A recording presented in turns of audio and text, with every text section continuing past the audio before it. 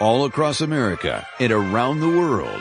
This is Veterans Radio. This is Veterans Radio. And now, your host for today's program, Dale Throneberry. Welcome to Veterans Radio. My name is Dale Throneberry, CW2 type helicopter pilot in Vietnam in 1969. I want to welcome you to our program today. We're going to be talking, we got some really cool subjects going on here. We're going to be talking about veteran homeless issues in Detroit. And later on in the program, we're going to be talking to an organization called Homes for Our Troops out of Massachusetts that builds homes for veterans, for disabled veterans. And I'm really excited to talk to all of our guests about these issues that are out there. If you want to get in on the conversation, I think it's really important. This is a cool one for you to get in on. The number is 734-822-1600, 734-822-1600. Before we get into our first guest, I need to make sure that we thank everybody for their support of Veterans Radio. Hey, coming up on Tuesday, this next Tuesday is Giving Tuesday. And Giving Tuesday, and I'm sure that all of you have gotten the emails and things in the mail and so forth, it's our opportunity to support our local charities or support our local nonprofits. And for those of you that are obviously listening to our program, there's a lot of organizations that we talk about here on Veterans Radio. Over the years, we usually try to highlight a nonprofit every program. This time we got lots of them. Oh, I forgot to tell you, Veterans Radio is a nonprofit. So I guess I can give you my little pitch for Veterans Radio. For those of you that have been listening to us for the last 20 years, this is your opportunity to support us if you can. You can just go to our website, veteransradio.org, click on the donate button, and we will be very, very happy for your donation. It helps us stay on the air. Got a few costs that go along with trying to do this on a weekly basis, but you can listen to us in our archives. You can listen to us as podcasts. So there's lots of things going on out there that you can help us with as far as spreading the word about our organization. So please, if you can, we'd appreciate it. 20 years, $20. That's all we're asking for. And I think that would work out well. But before we get into that, let's talk a little bit more about our sponsors. We've got a couple of them that we're really proud to have supporting us. Number one is Legal Help for Veterans. Legal Help for Veterans specializes in veteran disability claims. So give Legal Help for Veterans a call at 800-693-4800. That's 800-693-4800, or you can go to their website, legalhelpforveterans.com. The National Veterans Business Development Council, better known as NVBDC, is the nation's leading third-party authority for certification of veteran-owned businesses. For more information, you can go to their website, that's nvbdc.org, or give them a call at 888-237-8433. If you want to do business with the federal government and you are a veteran-owned or especially a disabled veteran-owned business, you got to get certified. So these are the folks that can do it, nvbdc.org. The Charles S. Kettles VA Medical Center in Ann Arbor, Michigan. For more information, you can go to va.gov/Ann Arbor Healthcare. Residential home, health, and hospice care for veterans and their families. For more information, go to residentialhealthcaregroup.com. or give them a call at 866-902-5854. We also want to thank our local veterans organizations for their longtime support of Veterans Radio. Number one is the Irwin Press Corps and American Legion Post 46 and the Charles S. Kettles Vietnam Veterans of America Chapter 310, both of Ann Arbor, Michigan.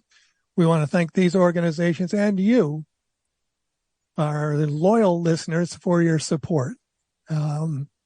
It's such a privilege for us to get to talk to these people that support veterans and their concerns and their issues, and they're helping them with whatever it is that they specialize in.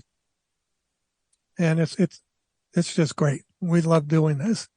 So we're going to get into our first interview. We have, and joining me on the line right now is Diandra Gourlay, and she is the There is Vice President of Social Services for Volunteers of America. And Diandra, welcome to Veterans Radio. Thank you. I'm happy to be here. Well, I got this email, and it was about the idea of preventing homeless or trying to eliminate homeless veterans in Detroit. And this, to me, just seems like a really overwhelming challenge, or maybe I'm just not up to date on that. And that's why I asked you. So you, along with not the Ann Arbor VA, but the Detroit VA, are working together to put this program together. Can you explain to me what's happening in Detroit? Yeah, so there's actually quite a few of us working on veteran homelessness and ending veteran homelessness for Detroit, Hamtramck, and Highland Park. So we started this endeavor in 2017, and since 2017, we now have seen a 70% reduction in veterans experiencing homelessness in Detroit, Hamtramck, and Highland Park. So it's a partnership with Community Solutions, which is a national nonprofit that has what is called the Built for Zero movement, which focuses on or allows communities to join to focus on a specific population of homelessness and make it rare, brief, and non-reoccurring, and then declare functional zero. So the Detroit VAMC, along with other community partners such as Volunteers of America, Michigan, have been working to reduce veterans experiencing homelessness by getting them into permanent housing and ensuring that they can sustain their permanent housing. So we've seen these major reductions in veteran homelessness, and we had some major wins even in the last 2 years, where we outpaced the national reduction in veteran homelessness here in Detroit, Hamtramck, and Highland Park. And right now we are on pace to be the first major city to hit functional zero in veteran homelessness. So it's really exciting. But you are right. It's an incredibly complex problem. But it's not like we started yesterday. We've been doing this work now for 6, almost 7 years, and we've been able to just really have these major milestones, where we're seeing an intentional reduction in need for homeless beds for veterans, because there's just less veterans in the system needing them. I think it's certainly admirable to take on this challenge. And you mentioned that you're working with the Detroit Health Center, Medical Health Center out there. And what other organizations are helping you out? I know this seems like it's a big, wide group of people in Detroit. Absolutely. So there's a number of veteran service providers in Detroit. So Volunteers of America, Michigan is one of them. My side, formerly Southwest Solutions, is another. DNOM, Disability Network, Eastern Michigan. And then we have the Detroit Rescue Mission Ministries, as well as our Michigan Veterans Foundation. Those are kind of the main providers of services. But the city of Detroit is also a pivotal partner in this work, and the Detroit VA. So if I were homeless, how do I get involved with you and in these organizations? Yeah. So one of the reasons we've been successful is a number of years ago, Detroit veteran homelessness joined the coordinated entry system. And the coordinated entry system is the entry point for any individual experiencing homelessness to get connected to services. So we have a phone number for CAM, and I can pull that up in a moment, but CAM is the coordinated assessment model, and any individual, youth, family experiencing homelessness can give that number a call and get connected to services. In addition to that, CAM is also staffed at the Detroit VA. So any veteran experiencing homelessness can go to the Detroit VA to get connected to services. And then myself and a number of the other community partners also have outreach workers, because we know that unsheltered homelessness in Detroit looks different than other communities. There's a lot of vacant, blighted, abandoned buildings in Detroit. So we do have folks in these buildings sometimes where other major cities would have folks like out on the street. So we have outreach workers that work to get connected to individuals that might not present at the VA or any of the other access points for services. And that's how we get everyone involved. But it's critical to have, that entry point and have the outreach to find people who maybe aren't accessing services. All right. So, once you find this homeless community or this homeless veteran, and you mentioned that all they had to do is to call this CAM number, which we'll get to it in a little bit, and that they will help them out. How does this work? I mean, I'm trying to figure it out as to housing. How is there a program out there right now for housing veterans? Yeah, so at Volunteers of America, Michigan, we have a couple programs that are funded federally by the VA. Our first is our grant and per diem program, and that is a shelter-like program that we operate in New Center, Detroit. So we have 40 beds for male veterans experiencing homelessness, and they can stay in that program for up to 2 years. But as a community, we've committed to rehouse folks within 90 days. So once a veteran's assessed and assigned to us from the VA, they come into our program there, and then they could either be connected to HUD-VASH, which is the voucher program. So it's similar to Section 8, but it's for veterans only. And that comes with connection to housing services, a subsidy similar to Section 8, and intensive case management in-house. So they might go on the HUD-VASH path, and HUD-VASH could work collaboratively with our program to find landlords willing to accept, veterans in the subsidy. Or instead of HUD-VASH, they might be connected to one of the other programs we provide, which is our supportive services to veteran families. And that is one of the largest programs Volunteers of America, Michigan operates. We have it not only in Detroit and Wayne County, but in 13 other counties across the state. And that program works with veteran and veteran families to find suitable housing, assist them moving into housing by helping with obtaining household goods, helping pay security deposit, a few months of rent, and get them stabilized in their home, and then provide that case management, but not as intense as HUD-VASH would. This is really for the veteran and family who've maybe been challenged with income primarily, or there was a job loss or just some other life event. Or we even see maybe they were living in an apartment and the landlord is changing who they're renting to, rents are going up, and so they're being exited from that housing. So we work to find them appropriate, suitable housing, get them in there, get them stable and secure, and then connect them to any other resources they may need. So whether that's employment opportunities, mental health services, ongoing food support, things like that.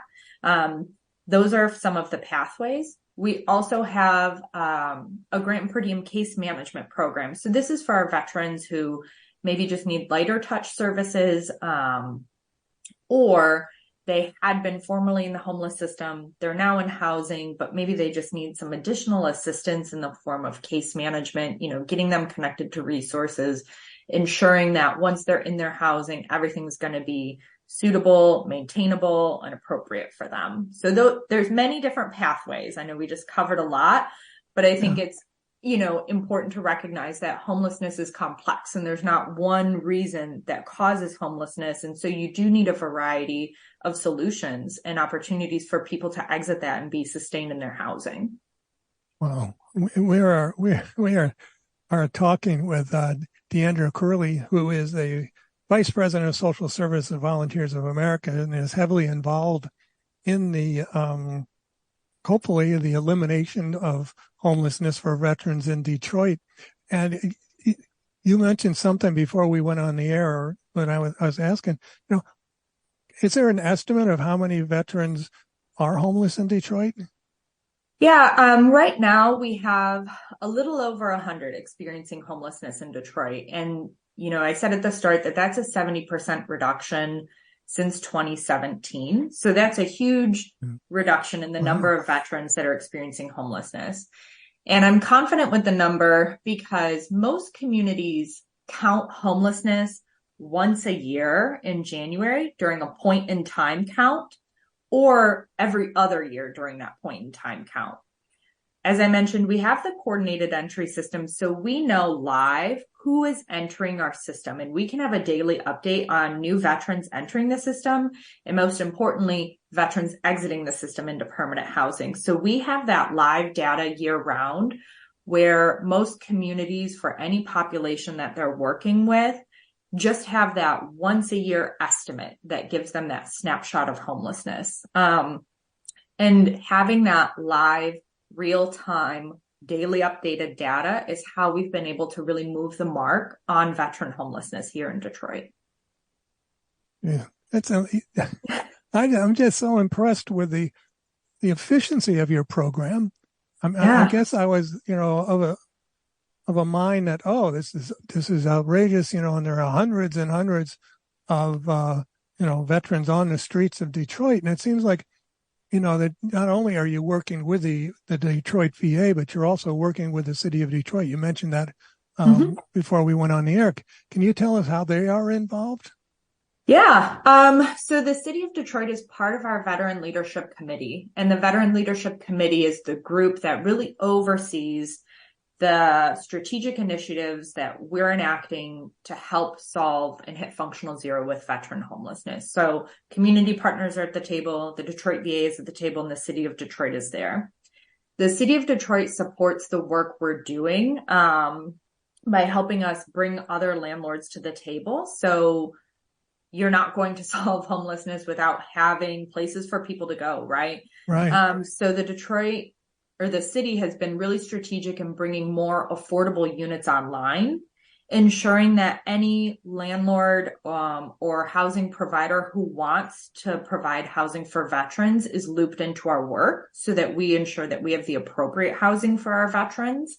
And then they're also working to ensure that just everything stays really connected. They're part of the coordinated entry system. So their work ensures that just, as a cohesive group, we come together. And then they continue to support our initiatives. So if we need assistance, seeking funding, they're willing to help write a letter occasionally, and just really ensure that the work continues forward.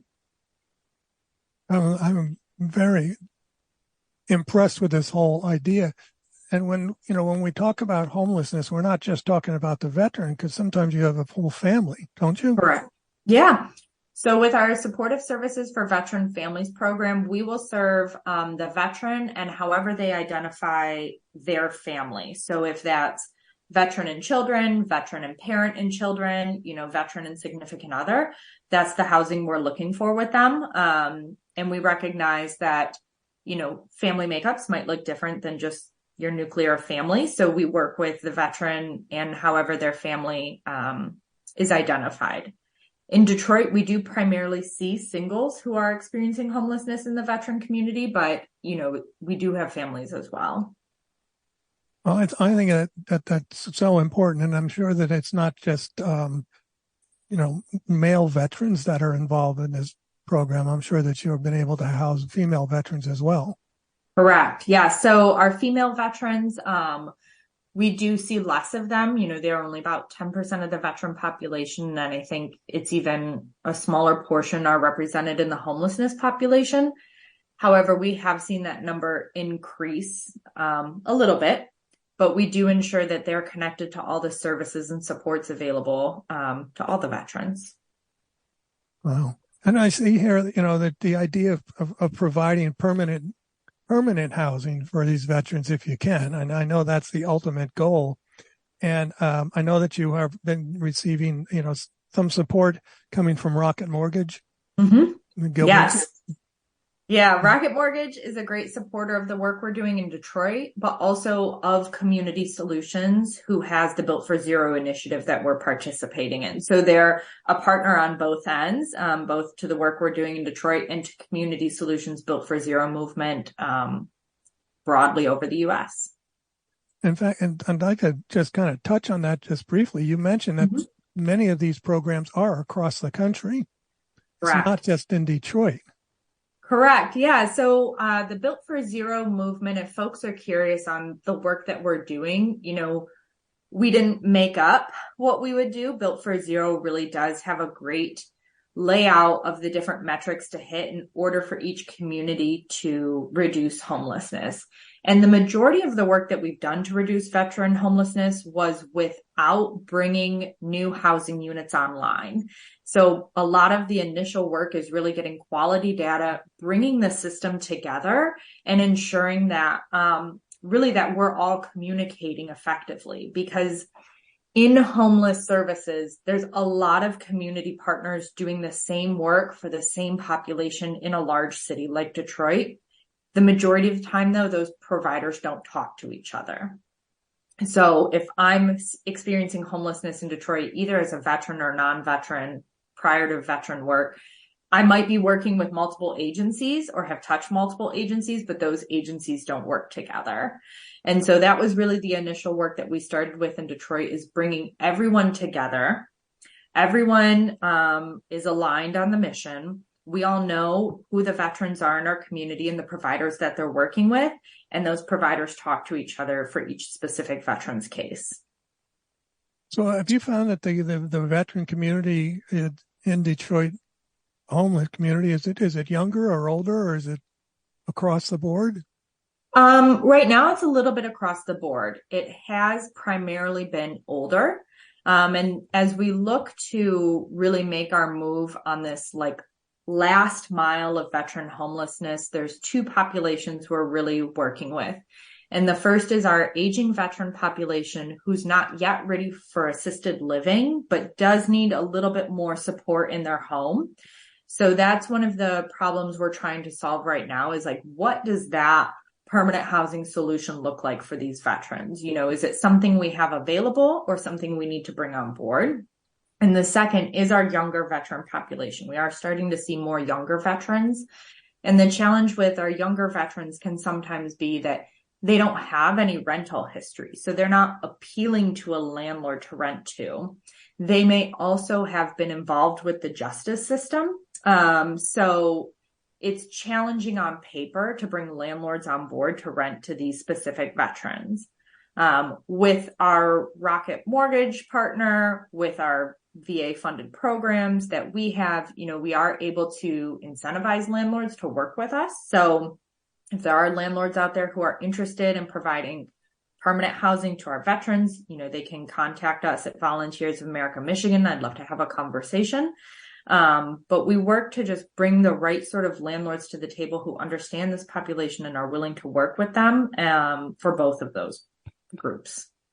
Well, I just think this is a great plan that you've all put together. This, you know, this huge, just all these people working together, I think it is what's so amazing about it. And that you know, if you get this down to zero, I mean, that's pretty good. I mean, you got to feel good about what you're doing.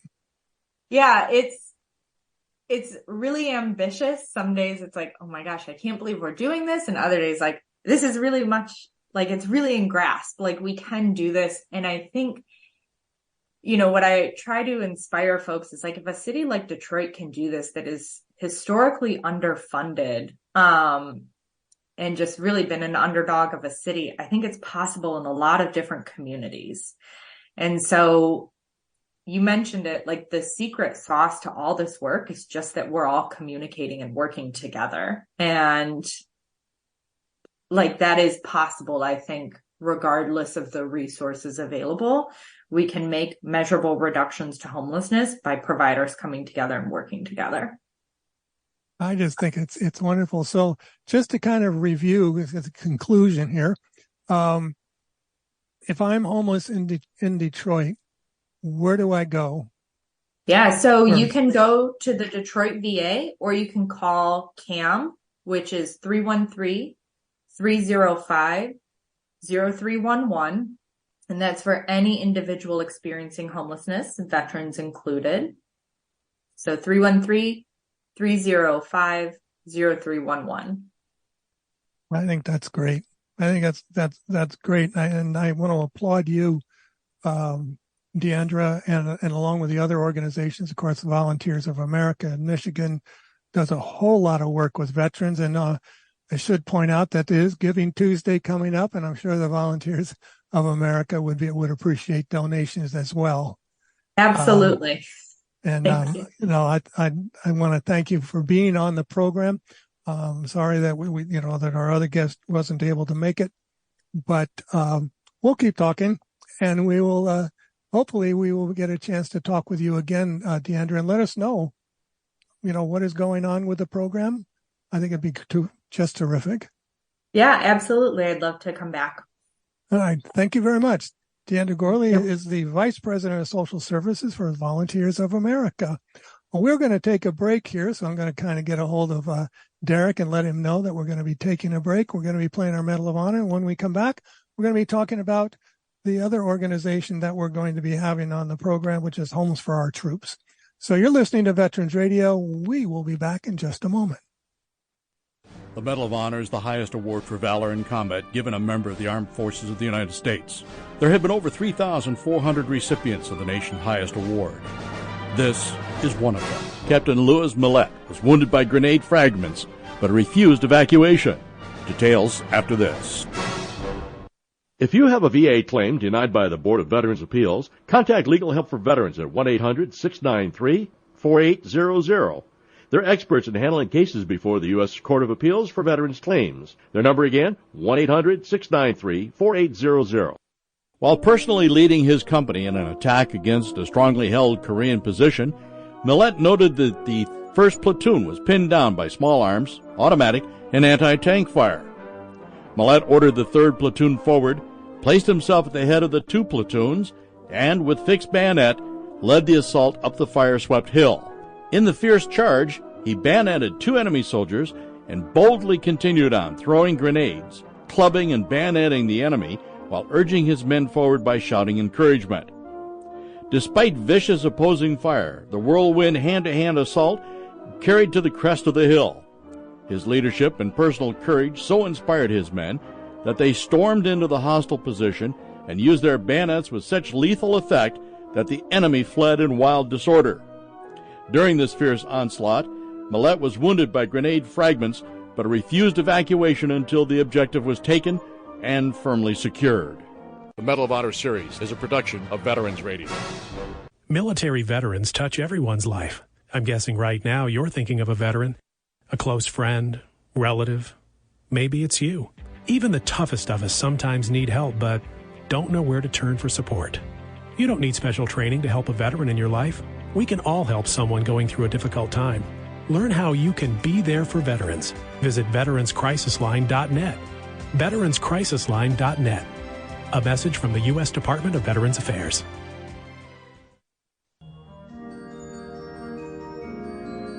Hey, we're back here on Veterans Radio, and we just gave you a lot of great information if you are homeless in the Detroit area. Not only is it, for veterans, but it's also for the whole veteran community, the whole community of Detroit. So let me give you that number again that we got. It is 313-305-0311. So if you are homeless, as we said in the Detroit Highland Park area, that's the number to call to get started. You don't have to be a veteran. They're out there to help everybody, and this will they'll start directing the call in the right area. So that number again is 313-305-0311. Joining me on my line now a little bit early, but greatly appreciated, is retired Brigadier General Tom Landwehrmeyer, and he is the president and CEO of Home for Our Troops. And this is a great organization. We have talked with them in the past, and what they do is they build homes for veterans. What a concept, right? Well, I asked them to join us today because Giving Tuesday is coming up, and they've got a big project that they want to accomplish. So joining me right now is President and CEO of Homes for Our Troops, Tom Landwehrmeyer. Tom, welcome to Veterans Radio. Thanks very much, Dale. It's really great to be here. Thanks for having us on. Well, thank you very much for agreeing to come on early. I probably appreciate that. No worries. Yeah. Live radio, it's always exciting. So, tell me about this organization, Home for Our Troops. I mean, I know we have talked about it before, but in doing a little research for today's interview, it's much bigger than I thought it was. It's a national charity located in Taunton, Massachusetts, which is about an hour south of Boston. We've been around since 2004, and our mission is to build specially adapted custom homes across the country. And then we donate them to the most severely injured post 9/11 veterans to enable them to rebuild their lives. We began in 2004. Next year will be our 20th anniversary. To date, we've built and donated 370 homes across 45 states. We've got 77 projects underway across the country, another 100 veterans in the application process of our program. And on top of all those numbers, there's still more than 1,000 more of these severely injured post 9/11 veterans that would qualify for our program. Averaging 20 to 25 homes a year. We got a lot of work to do, Dale. I would guess so. This project, as I mentioned, was so much bigger than I remember it, and so much bigger than I imagined it to be. So, if you've built over 370 homes across the country, I want to encourage our listeners. Their website is hfotusa.org. That's hfotusa.org. And there's a map on there of where these houses are across the country. And I wanted to just say that we've got at least 6 of them I know that are in Michigan, which I thought was amazing. I don't know why I didn't know more about this, but that's what we're doing this for today. We're going to spread the word and let people know what you are doing here, building these houses for these really severely disabled veterans.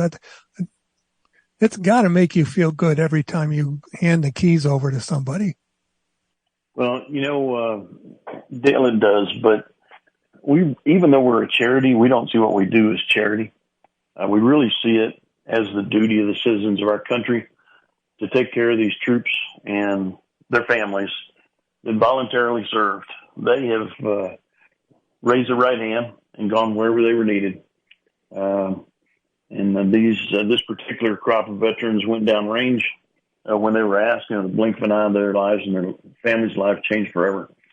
But it's up to the citizens of our country to take care of them. And we're the organization that people can support and ensure it will happen. I promise you it's going to happen. We're going to take care of them. Well, you certainly are. It's as I said, it's Giving Tuesday coming up, and you have a pretty strong or pretty big goal for this year's fundraising. Can you tell us about that a little bit and who supports you? Absolutely. We're supported 100% by the American public. About 65% comes from individual donations, grants, foundations, independent fundraisers across the country. The other 35% are with corporate partners. Some give material for the homes, some give cash, some give both. But it's 100% publicly funded. On this Giving Tuesday, which is the Global Day of Giving, the first Tuesday after Thanksgiving each year, our goal is to raise $1 million and that will pay for all of the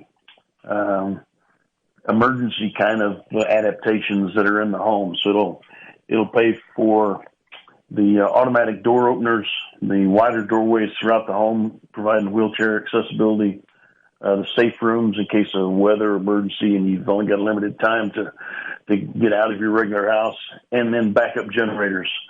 And that $1 million will fund all those items for the 31 homes that we are going to build next year.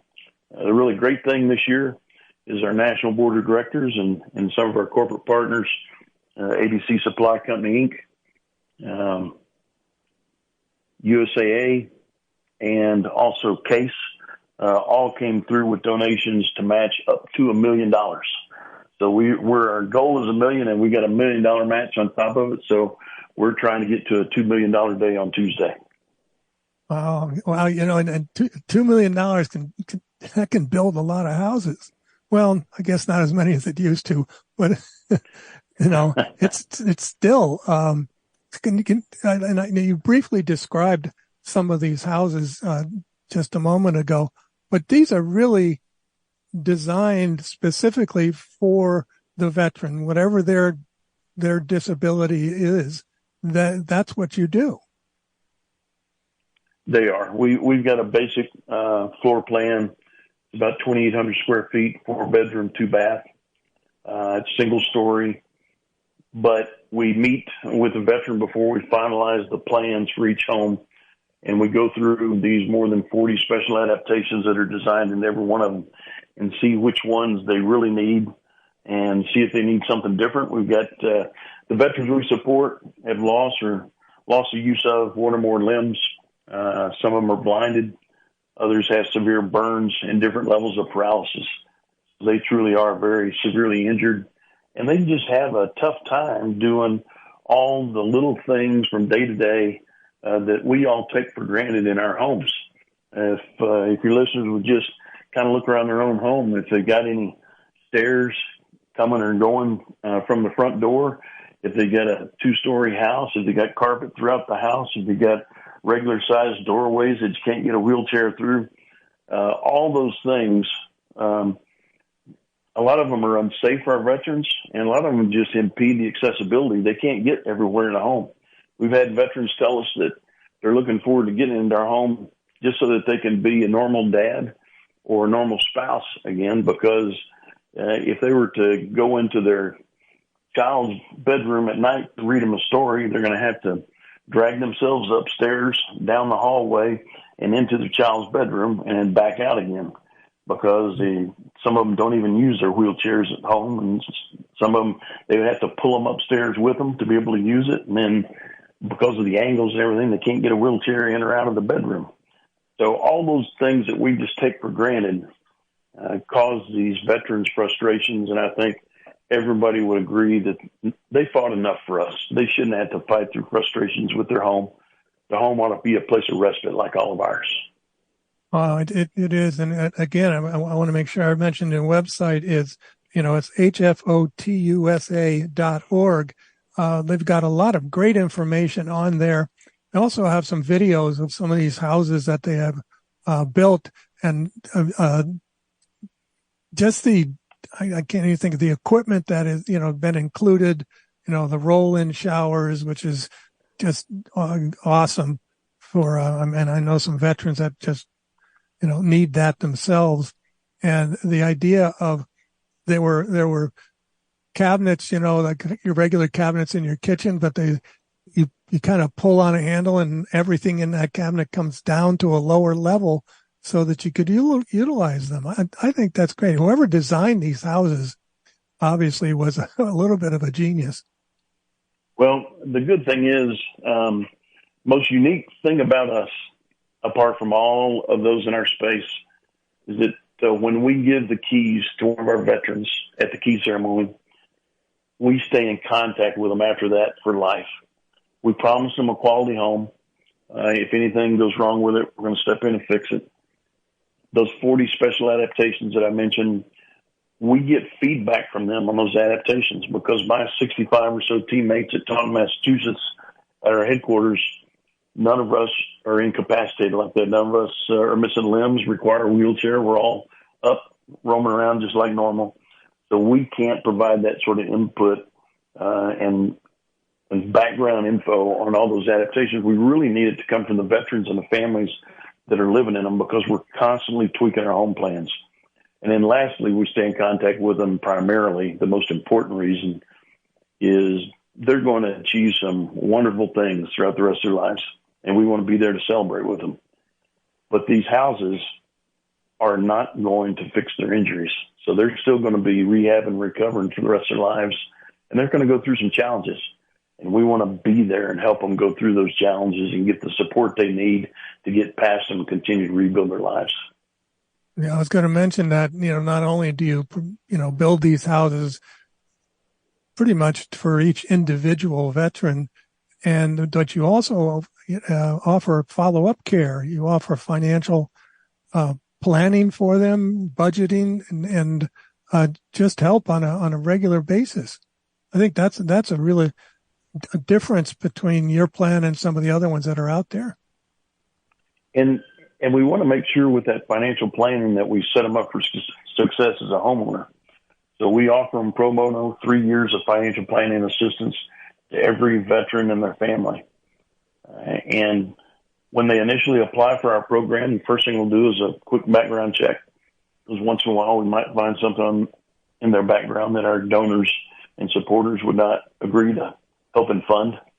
And then we do a financial health check, because a lot of these veterans were pretty young when they were blown up. The majority of them were blown up downrange by IEDs. And their finances weren't necessarily in the best shape. So we'll assign a financial planner to them early to get their finances in shape. Because even though we give them this home and they have no mortgage payment, we're giving it to them outright. We sign the deed over the day before the key ceremony. They're still a homeowner in all other respects. So they're going to have to be responsible for the upkeep to the home. Anything with an HOA, they've got to remain in compliance.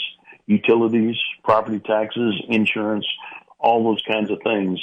And that's why we assign that financial planner to them so they can figure all that stuff out ahead of time. The other thing it helps them with is determining where they want to live. Because unlike some organizations, our veterans tell us where they want to live. Then we go out and find the land.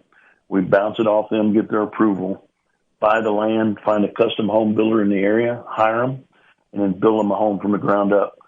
So that map you mentioned that has all those little houses all across the United States, every one of those was placed where the veteran wanted to live. We didn't buy the land and then go find a veteran. They told us where they wanted to live.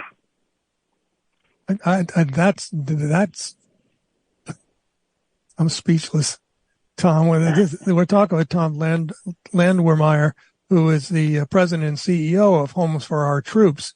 And the idea that the veteran can choose where they want you to build their house, I think is just, that's so important, I think. How do I get into, not me specifically, obviously, but if I were, injured, loss of limbs and all the other things that whatever your criteria is, how do I get involved with Homes for Our Troops? First thing to do is just go to our website, and right there on our main page about us is a spot where we go to request assistance. And whether that's a veteran, a caregiver, a family, whatever it may be, get on there and request assistance, and we'll be in contact. We also really need our veterans out there that we've supported over the years to be talking to other veterans that they know that might qualify for our program. And they bump into guys from time to time, whether it be while they're rehabbing at the hospital or an event for veterans. They will bump into these guys all the time. And we always ask them, if you see somebody, ask them if they know about us. And if they don't, tell them to get in contact with us, and we'll check them out. And if they're eligible, great, we can bring them in the program. If not, we have an intake shop in our headquarters, and consists of two ladies. And one of the ladies has been there for about 15 years, and she knows more about this organization than I will ever know. But she knows the VA system very, very well. But 90% of their time on a monthly basis is taken up by responding to queries to veterans that do not qualify for our program. 90% of their time, because they don't just say, I'm sorry, you don't qualify, and hang up the phone or send them an email, sorry. They stay in contact with them, say, so what do you need? And they'll listen to their story. And they will get with one of the many veteran support organizations that we remain in contact with and try and give them a handoff to one of those other veteran support organizations, get their help. But over 90% of their time each month is taken up by helping people out that never even qualify for our program. What does it take to qualify? Are there certain standards obviously there are certain standards, but are there certain conditions that you're looking for? Yeah, generally it's so a post 9/11 veteran that was injured downrange in the theaters of war of either Iraq or Afghanistan.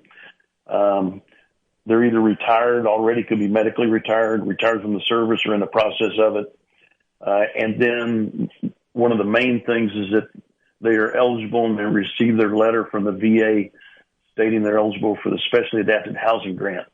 And that is a congressionally established program that provides monetary assistance to either rehab, adapt a home that they currently have to help them out with adaptations in it, or to construct an adapted home or to buy one. They'll provide them with some monetary assistance to do that. But it has very strict congressional requirements that they have to meet. And so we use the VA to kind of narrow that shot group, if you will, of the injured veterans that are out there to bring them down to the most severely injured. So if they're eligible for that VA grant, then they can come to us and apply. Oh, okay. And so does the VA contribute to the building of the houses? They don't. They don't contribute directly to us. Our veterans can donate. We went through a period of time where it was just open to them as to whether or not they wanted to donate some or all of their specially adapted housing grant to us. Oh, I got you. Now it is a requirement for them to donate at the key ceremony time, whatever they may have currently in their SAH grant. The good thing about their SAH grant is it tends to increase each year. So even if they used it all in a prior home, or they wanted to donate to us to pay it forward for other veterans coming behind them, that SAH grant will continue to increase over the years. And with a recent adjustment to it called the Ryan Cools Act, they can now reach out and touch that SAH grant 6 different times during their lifetime. Well, I didn't know that. See, folks, you're listening to Veterans Radio. You learn something new every week. This is important information for us to know. I mean, I know for my generation of veterans, a number of people that have used that grant to, modify their homes and make, as you just, when we were describing the homes that you build, making the doorways wider or putting in, accessible showers and so on and so forth. But I did not realize that they could dip into it more than once. I think that's great. Yeah. So if we're trying to raise, this $1 million and $1 million grant, let's remind our audience where they need to go to do this. They need to go to Homes for Our Troops website, which is hfotusa.org. And right there on the first banner that's going to come up for the next couple of days when you go there is about Giving Tuesday. There's also a big red button where you can donate. And on Tuesday, all of the donations up to $1 million will be matched by our board of directors and a few corporate partners with the $1 million match. So any amount that you donate, you'll be doubling your impact on Tuesday if you donate during Giving Tuesday. Well, I'm certainly encouraging everybody out there to make those donations. And, whatever veterans organization that you support, this Tuesday is really important to everyone, every one of those organizations, because a lot of them I know have the matches that are going on, as Tom mentioned here. And I just think that this organization is working so hard and building individual homes for veterans. And that's the key here, I think, is that, once the veteran gets through the vetting process, they get to choose where they want the house built, and the Homes for Our Troops will go out there and build it. I think that's wonderful. And I'm sure that there's again, looking at your website, I was looking at some of the information about, some of the, things that have changed in these veterans' lives once they get this home.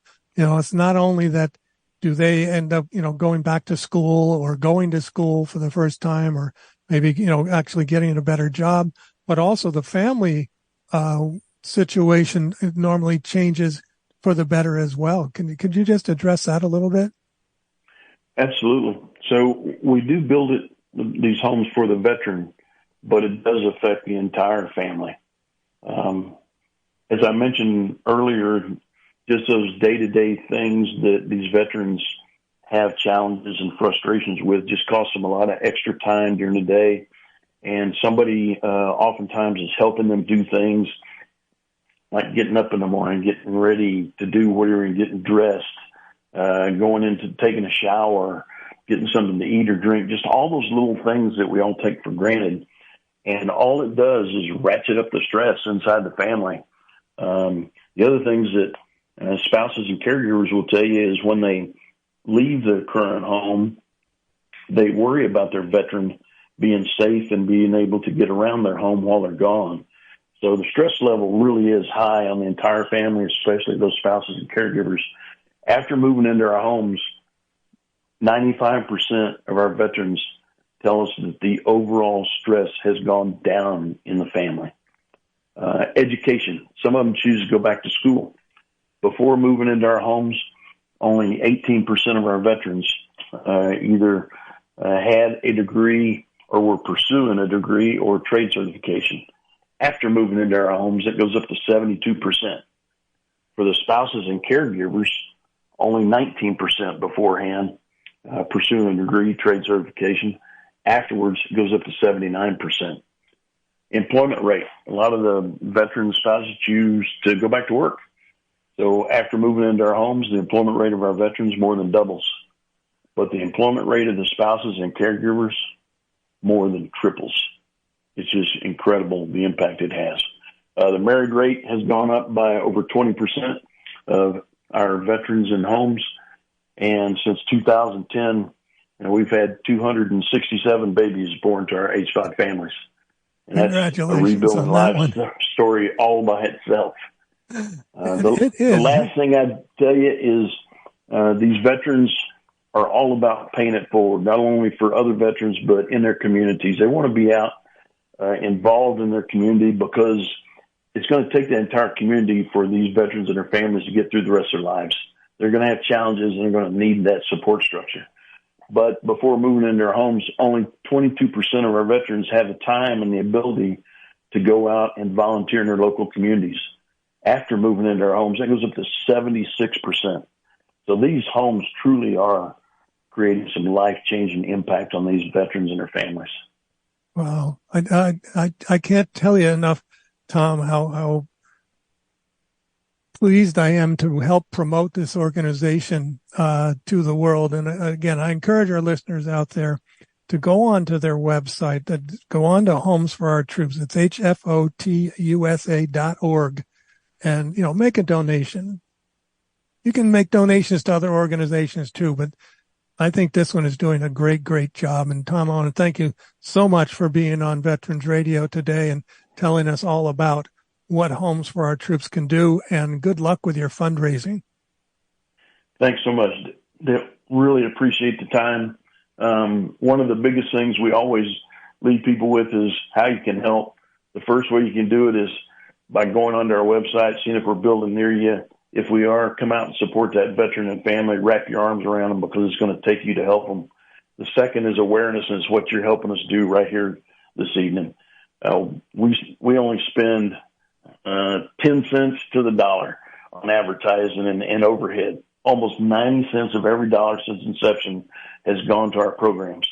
So we're not out there advertising. You're not going to see us a lot. A lot of people will say, we never heard of you before, but that's with thought. That's a conscious decision. We're a grassroots awareness organization, but efforts like this and anybody that can get out there and tell them about the organization they ran into today, what we do and who we support will really help us out in the awareness. And then, again, you've hit it multiple times. Donate. We've got a monthly giving program as well that you can sign up for, or volunteer. But that website will get you to all those things. All right, Tom, thank you very much. Homes for Our Troops, building homes, rebuilding lives. Go to their website, hfotusa.org. Make a donation today, especially by Tuesday. All right. Thank you very much, Tom. Thank you, Dale. Appreciate it. All right. We'll be in touch. We'll see how this goes for you. All okay. right. Thanks so again for the time. We're coming up to the end of the program here. And I want to thank everybody for tuning in to Veterans Radio today. And of course, all these other different organizations out there that you can help out. We encourage you to do so. Veterans Radio being one, Fisher House, of course, being another.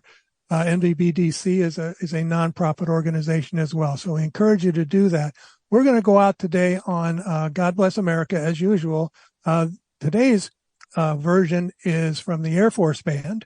So we encourage you to stick around and listen to it. We think that this song is just so powerful, and it really kind of tells how we feel, especially here at Veterans Radio. But I think probably all of you feel the same way about this country. So until next week, when Operation Song, we'll be back another charity. This is Dale Throneberry for Veterans Radio, and you are dismissed.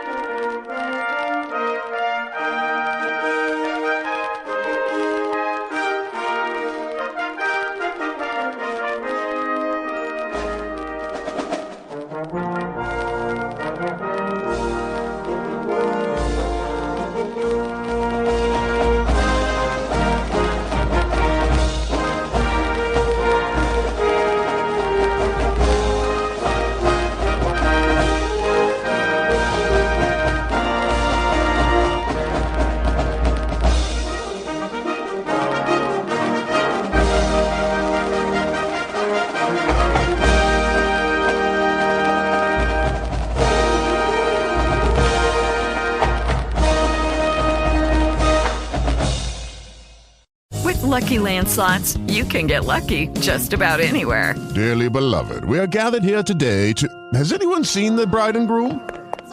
Sorry, we're here. We were getting lucky in the limo and we lost track of time. No, Lucky Land Casino, with cash prizes that add up quicker than a guest registry. In that case, I pronounce you lucky. Play for free at LuckyLandSlots.com. Daily bonuses are waiting. No purchase necessary. Void where prohibited by law. 18+. Terms and conditions apply. See website for details.